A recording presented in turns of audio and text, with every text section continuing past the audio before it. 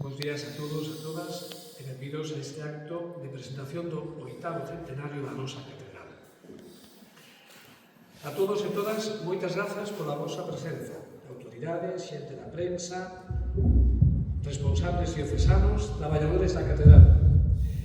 Grazas por compartir connosco este momento.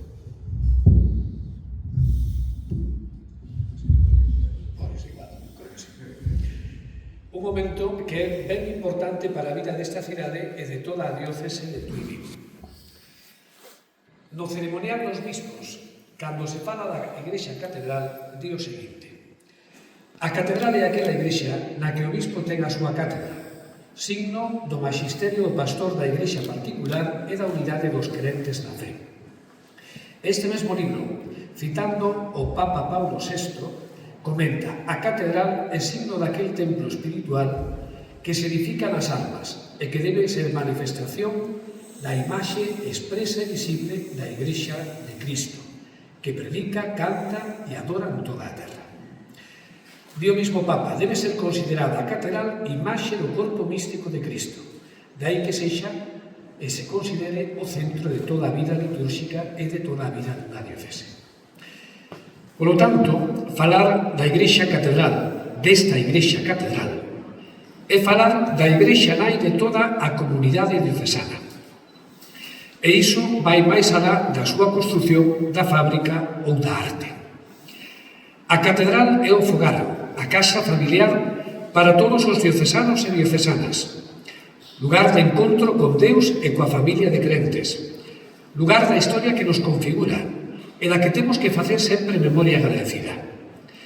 Lugar tamén dun presente que nos fala dunha comunidade crente viva e dun futuro esperanzador que nos abre a trascendencia e a unha igrexa que vai máis alá dos nosos límites e que nos fai sentir a universalidade da proposta predicada por Xesús de Nazaré do Reino de Deus, onde todos e todas somos invitados e invitadas e onde non se exclúe ninguén.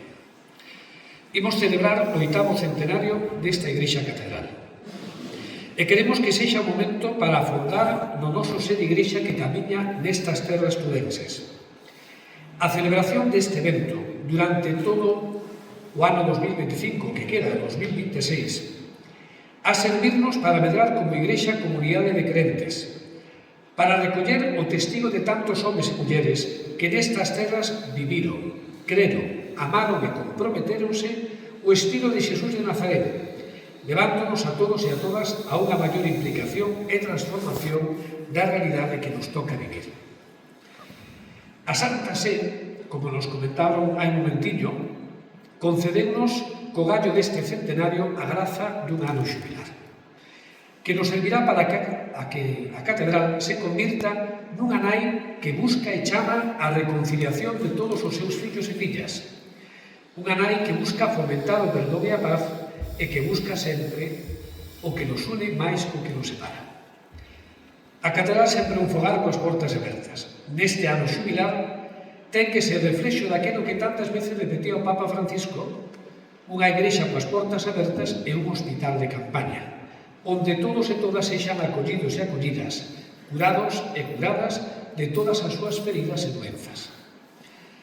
Durante 800 anos, neste enclave, desde o que se divisa toda a cidade de Tui e as terras irmás de Portugal, no que contemplamos a fermura mansa do Miño, esta catedral foi referente para os veciños e veciñas, testemunha calada da vida, da fe, das circunstancias históricas que configuraron esta cidade, da presenza real da Igrexa de Cristo nestas terras, da cultura que se foi amasando na idiosincrasia das nosas xentes, no noso xeito de ser e no noso xeito de vivir.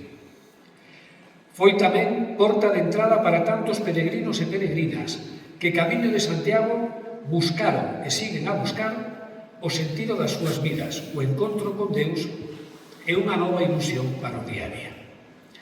Queremos que isto siga sendo así, e que as xeracións actuais e as que veñan poidan disfrutar do que estas pedras, este templo, significa e supón non só para os que vivimos aquí, senón para toda a Igrexa diocesana.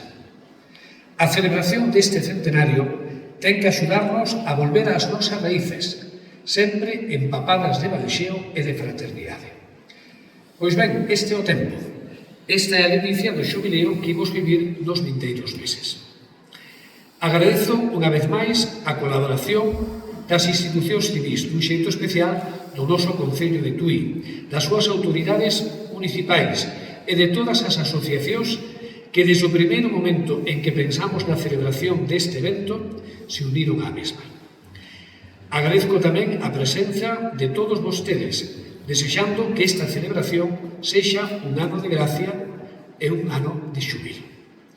E para que non se me olvide, recordade que o día 30 retransmítese a apertura do ano xubilar por streaming, que é unha cousa que é importante. Se non podemos vir en persona, polo menos podemos seguir por internet. Nada, moitas grazas.